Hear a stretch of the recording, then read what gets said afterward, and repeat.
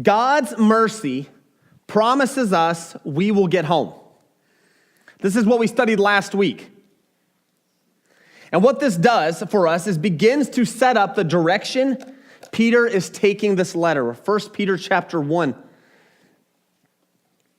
See, just as real as the death and resurrection of Jesus Christ is, so is our promised future inheritance. This is not just some abstract truth that'll bring little bearing on my life. Have you guys ever been in one of those theological discussions where you talk about this random theological point, and when you actually sit down and think about it, you're like, where does this even go? Does it really even matter? This is not that. See, talking about the death and resurrection of Christ and our literal future inheritance actually does something for the Christian. This is a fundamental reality that brings clarity in the midst of trials and tribulations. Faith in our literal future salvation will bring hope in the hardship of life. Our lives should not be based upon some optimistic but clueless hope of future events that might or might not happen to us. Our lives also should not be discouraged by regret in possible bad luck and circumstances. You guys hear that age-old debate between, I'm an optimist, I'm a pessimist. And then you have that other people who are like, I'm a realist. That's what you're a pessimist, Henry, so you're a pessimist. All right, but what happens is today, we're not going to take an optimistic view. We're not going to take a pessimistic view. We're going to take a realistic view. We're just going to, just as Peter does not pull punches, but he talks about trials, tribulations, and how we can have hope and rejoice in the midst of it. So today, we're not going to be optimists or pessimists. We're all going to be realists. I'm going to convert you all to my side. Okay. Our lives should be based on realities. And we will see this. We're going to study 3 realities that are true and that are or will happen just as true as the death and resurrection of our Savior, Jesus Christ. Let's start reading at verse 3. Blessed be the God and Father of our Lord Jesus Christ, according to his great mercy. He has caused us to be born again to a living hope through the resurrection of Jesus Christ from the dead. Last week, I don't know if hopefully you've met her, but Rosie, she has been a teen. She's moving to Montana. She decided last week that she wanted to be born again. And so the next time she travels back from Montana, we're hoping in April, we are going to baptize that young lady, and that is going to be fun. But God is at work. And so cause us to be born again to a living hope through the resurrection of Jesus Christ from the dead, to an inheritance that is imperishable, undefiled, and unfading, kept in heaven for you, who by God's power are being guarded through faith for a salvation, ready to be revealed in the last time. And these are the verses we're going to talk about today.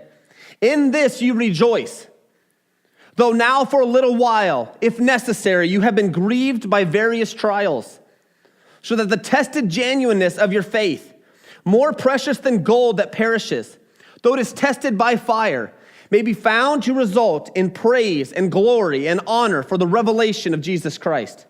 Though you have not seen him, you love him.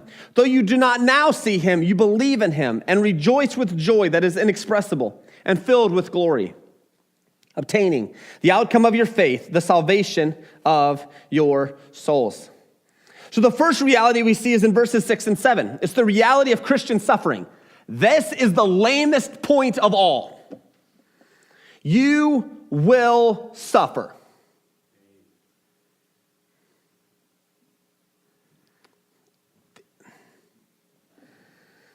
No one likes to suffer. No one. If you enjoy it, well, then let me be honest. You're not suffering. There is something, there's then something else that you don't like, and you suffer. See, Peter is talking right here in these verses about suffering that these Christians are currently going through or they will go through. This verse has not specifically attached it to persecution. Sometimes when we think about trials and tribulations, especially back in these days, we're like, oh, they must have been persecuted. Man, and that's different in America. And so we try to compare and we make it a lot worse then as it is now. Most likely, they weren't going through this system-wide government super persecution that we sort of imagine. You know, they were going through some difficult times. Yes, there were probably some businesses and some people and some neighbors that were actually taking out garbage just because they were Christians. They thought that was weird. It's possible local governments might have made some laws or some things to crack down on it, but whatever it is. See, Peter's not specific here. So we can take a very broad look at this. He's talking about trials. And he says, in this you rejoice. And we're going to talk about this idea of rejoicing here, okay? The goal is that we'll be able to rejoice. And he's saying, hey, you guys are currently rejoicing. Though now, for a little while, if necessary, you've been grieved by various trials. So he sort of gives two clarifications. He's like, first, these trials that you're going through are only for a little while. When we go through trials, they do not feel like a little while. It feels like your life is over. Just, let me kick the bucket now. It's over. Like you break your toe. It's done. It's done, guys. This is it. We think it's terrible. And then we look back, we're like, I actually survived that. It's amazing. Go figure. And so the trials that we go through are always for a little while. Even sickness and cancer and divorce and abuse situations, they are all for a little while. Even if it's in the scope of your entire life. Some people have struggled with pain and suffering at such a young age. As they watch their bodies slowly shrivel up, they lose the ability to use their muscles, and they're stuck in wheelchairs their whole life. In the grand scheme of eternity, it is for a little while.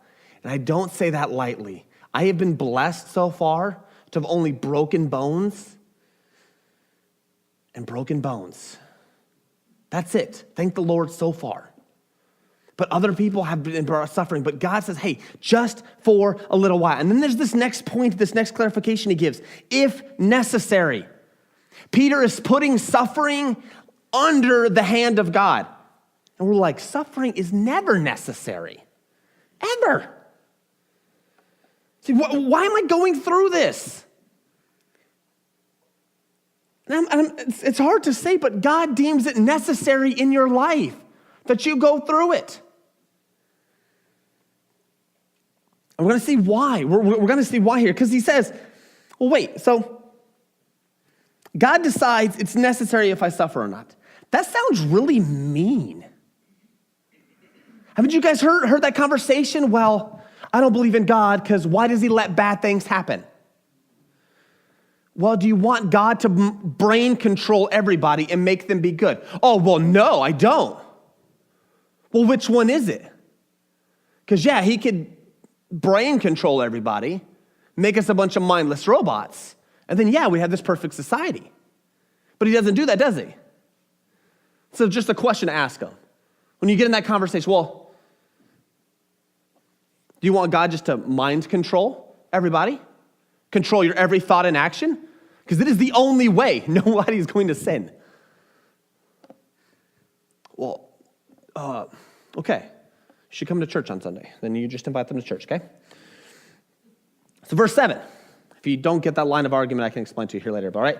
But the next one, so he goes through. See, trials have a purpose. One of the reasons we can rejoice and we can have hope in the midst of our trials is they have a purpose. Look at verse 7. He says, so that the tested genuineness of your faith. Trials do something specifically to our faith. At the beginning, when we come to a saving knowledge of Jesus Christ, when we see we're just like, Jesus Christ, save me. And we take that step of faith, and we're born again, as he says in the verses before. As we do that, man, we are on cloud 9. Life cannot get any better than this. And then reality hits. And suddenly we start going through suffering. What's the point of this? Why am I going through this? Because God is testing the genuineness of your faith. He's actually, what it says, look here, the next verse, more precious than gold that perishes, though it is tested by fire. He gives this image of purifying gold in a crucible. So this is the Christian, okay? So as soon as you are born again, as soon as you place your faith and trust in Jesus Christ, you are put in this nice little container that is hot. It is hard. It's difficult, and what they would do is, in order to purify gold in ancient times, when I was able to research, I saw 2 main processes.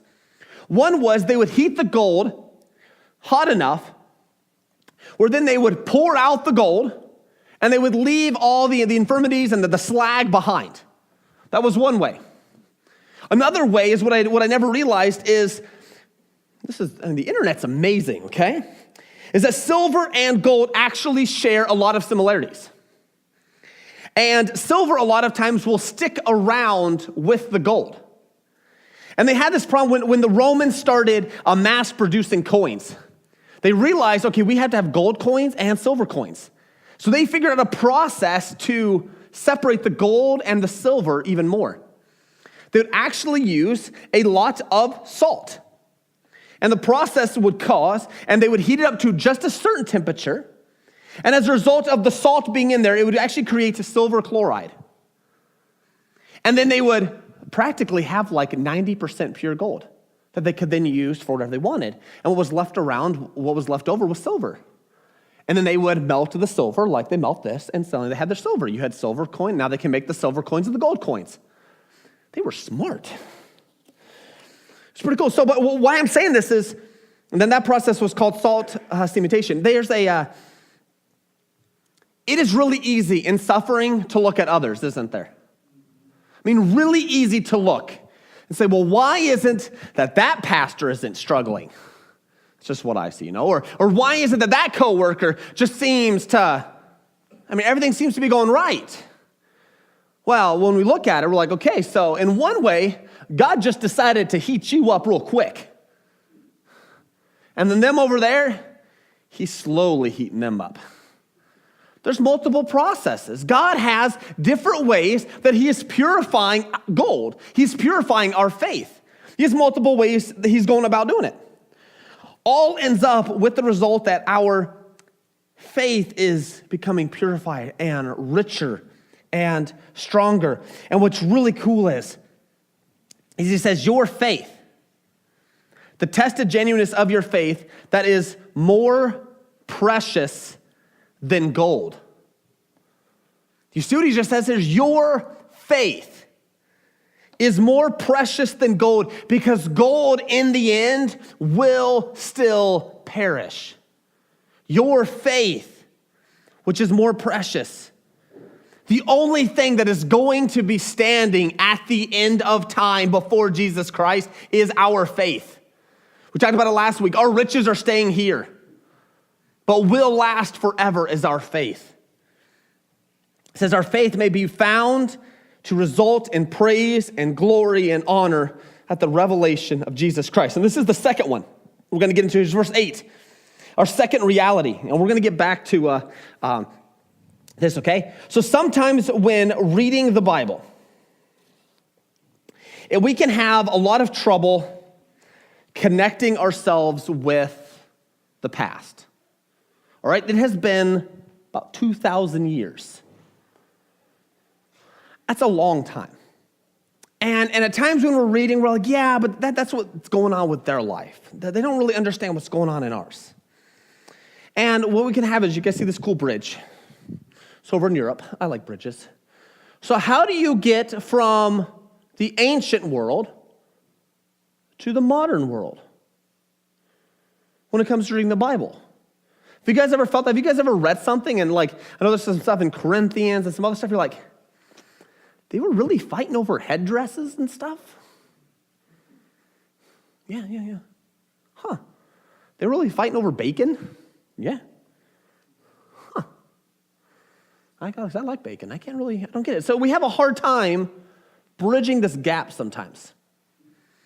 And I want to point this out because we can, before we even get going, we can sort of shove this off to the people in the past and not realize that, yeah, Peter was talking to them. But he does an awesome job bridging this gap that we can actually take exactly what he's saying and apply it directly to our own lives. So he says, verse 8, though you have not seen him. How many of you guys have seen the literal person of Jesus Christ? Just walking around. Has he knocked on your door yet? Okay. But how many of you guys, don't raise your hand, because of course we'd all raise your hands, but how many of you love this person, Jesus Christ, who we've never seen? Well, yeah, okay. Huh. Okay, are any of you guys currently seeing Jesus Christ? Says, though you do not now see him. Nope, not seen him either. Okay? But I believe in him.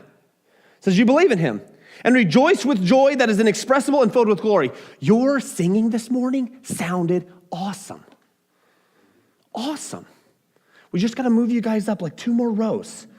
Because I don't know what it is about those rows. I don't get it. But anyways, so you guys sounded great. Here we are singing praises to somebody we have not seen and are not currently seeing.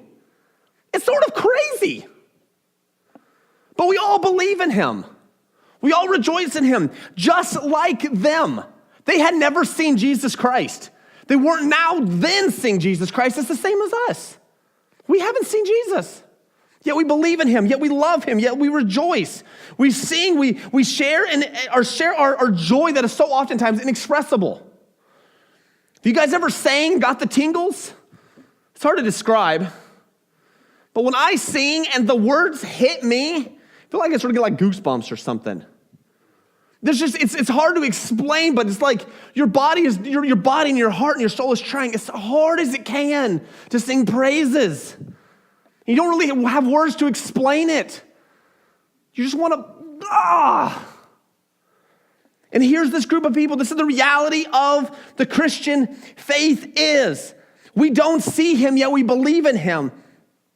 Next reality is so oftentimes that we don't now see him, but we rejoice with joy that is in him. The reality of the Christian faith is one of belief, faith, joy, and hope. And so often I see Christians who have no hope and no joy and no belief because they have allowed the trials of life to beat them down. And it's because I think we're missing our focus. See, there's a dynamic of faith where it seems like, based on the verses that we already read about the result of faith, is that we have faith and then trials happen. And see, God is using these trials to actually shape and purify our faith more. And there comes a certain point in time in all of our suffering where we realize, I just have to trust the Lord. And suddenly things start to make a lot better sense. And our faith is shaped. Now, sometimes it takes a long time. Sometimes it takes years for people to finally come to that point where they allow God to get rid of the slag in their faith and to purify their faith a little more. And it develops and it goes back. And then, we have faith again. And then suffering happens again. And we go through the exact same process. And he just continuously prepares us. This is reality where we struggle and we're finding, and then as a result of our faith, we then find hope and joy and rejoice in how God is working in our life. And it sort of goes back again. Have you noticed that in your life? Or have you just always been joyful and perfect your whole life? Okay. Sometimes I worry about you guys. All right. So now this is what's really fun about this verse. Now look at verse. So that was the reality of the Christian faith and its dynamic. So this last one is this reality of the Christian future. And look at verse 7. It says, the end of verse 7 says, so this is your faith, okay, may be found to result in praise and glory and honor at the revelation of Jesus Christ. And then there's verse 9, obtaining the outcome of your faith, the salvation of your souls. Here he's talking about the end and then the end time. But verse 7, so often I've read verse 7, And instantaneously, I've been pre-programmed to think this one thought, that your faith may be to result in praise and glory and honor at the revelation of Jesus Christ. I instantly think they're going to go set up tables. They're not all leaving because I'm a heretic, okay? So what does this phrase mean? Is it talking about your faith will be to the result that it praises and glorifies and honors Jesus? Because pre-programmed wise, that's usually what I first think of. Yeah, no, so it's at the end when we go and we see Jesus and Jesus rewards, he rewards and pours his inheritance out on us, and then we give it all back to Jesus, okay? And I've heard this, and there's a lot of truth to that. It's not what this verse is saying, though. So he says that the tested genuineness of your faith, more precious than gold that perishes, though it is tested by fire, may be found to result in praise and glory. He's talking about the faith. Our faith will be praised and honored when Jesus Christ comes. And you might be thinking, well, wait a minute. You're talking about Jesus is going to praise us? I thought we were going to praise him. Well, what does he say? Well done, thou good and faithful servant. Not only that, in Matthew chapter 8, verse 10, he's talking about the centurion who wanted his servant healed. Jesus heard this and he marveled and he said to those who followed him, truly I tell you, with no one in Israel have I found such faith. Jesus Christ celebrates and honors your faith because our faith is only as good as the object that we are trusting. So if your faith was in the Atlanta Falcons the other week, it was sorely misplaced, am I right? Okay, that was one of the greatest botched games I have ever seen. At least the Broncos, when we got destroyed, we just didn't even show up. Okay, exactly, all right? They showed up and had the game won. I'm like, here you go, Tom Brady, beat us. Ugh. I almost felt bad for them at the end, but then I decided not to because that was just stupid. Anyways, this is the third reality. See, a growing faith results in a greater appreciation for the work and the person of Jesus. You begin to know Jesus deeper as we go through trials. You know Jesus and you appreciate him better as your faith grows. See, what happens is the reality of our future as a Christian is that on faith. God, as we're going to use this back to this idea on gold, so we have faith, and it's this blob of gold and silver. And God's like, yeah, that's good. But we gotta shape your faith a little bit more.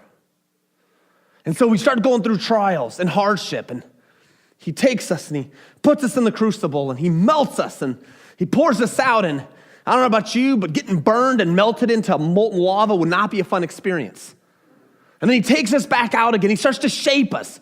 He starts to shape us. He starts to chisel it down, and I was like, no, it doesn't look like what I want it to look like yet. Then he takes it and he puts it back in. And he brings it back out and he starts to purify it again. He starts working on it. We're like, God, what are you doing? Stop it. He's like, well, I'm not done yet with my masterpiece. Let me put you back in there again. God, I don't like this. I know. The result will be worth it. Hang in there. And he shapes and he shapes and he shapes. And when it's time to come home, when it's time for Jesus Christ to come and he calls you home, either through death or the rapture, what ends up happening is at that moment, he will have achieved his masterpiece in your life. He will have shaped you. And what you realize after is he hasn't been shaping you to look like you. He's actually been shaping you to look like him. And that is why he praises us, because God enjoys and praises, and the honor and the holiness of God Almighty is just so beyond comprehension that he's been shaping us to look like him. And so at the end, as he tries and shapes and tests it, at the end result is that he's shaping us to look like him. And he will give us praise and honor, because in your faith, people will see Jesus. This is what happens when we go through suffering. He's shaping us to look like him, to look like his son, Jesus Christ, the epitome of all glory, of all radiance. That is who he wants us to look like. And in verse 9, he says, hey, there will come a time where the chiseling and the molding and the shaping will stop, because you will obtain the outcome of your faith, the rescue, the salvation of your soul. No matter what you go through here on earth, no matter how bad it is, there will come salvation for you. And this is why we can rejoice. This is why we can hope as we go through trials, tribulations, because not only does God have something for you waiting at the end, but right now he has a purpose for what you're going through. And I have seen people suffer, and I have watched people struggle, and I've gone through my share, and it stinks. Suffering is terrible. I hate seeing it. I hate watching my 6-year-old daughter get sick. It's terrible to watch. This bubbly, beautiful ball of energy lays on a couch for days fighting a fever. Your heart breaks for people when they go through suffering. I know many of you have been through it, are currently going through it, or will probably go through it here in the next few weeks. Remember that God does have a purpose for you. He's shaping your faith. So hope during the midst of this, where we can rejoice, like these Christians here that Peter was talking to, they were rejoicing. It says, hope and trials depend on how we understand these realities. 1, do you realize you will suffer? Or do you block that off and hope you make it through life without suffering? I have heard this from people. They are surprised when life gets bad. Sorry, it's going to happen. It sounds sort of pessimistic, but the fact is, it's a reality. You are going to go through trials, period. We just got to embrace that. Second, God promises that this trial, if it's necessary for you, is to shape your faith. Shaping it into something special, into something that deserves praise and honor and glory at the revelation of Jesus Christ. And lastly, as God works this process through our lives, our faith is shaped, our joy grows, we begin to rejoice because we begin to see the outlines of God's work. And so as you're going through the trials, pay attention to how this is shaping your faith. And when you look back, because remember, it's only for a little while, as you start looking back, you will start seeing how in your faith, like, wow, I was being so selfish there. The part got chiseled off. I really complained a lot right there. Part gets chiseled off. I really wasn't showing much faith here. Okay, and that gets chiseled off. You'll see the result of what God is doing in your life. And one day, we will get to see the artist behind our lives. We will see Jesus.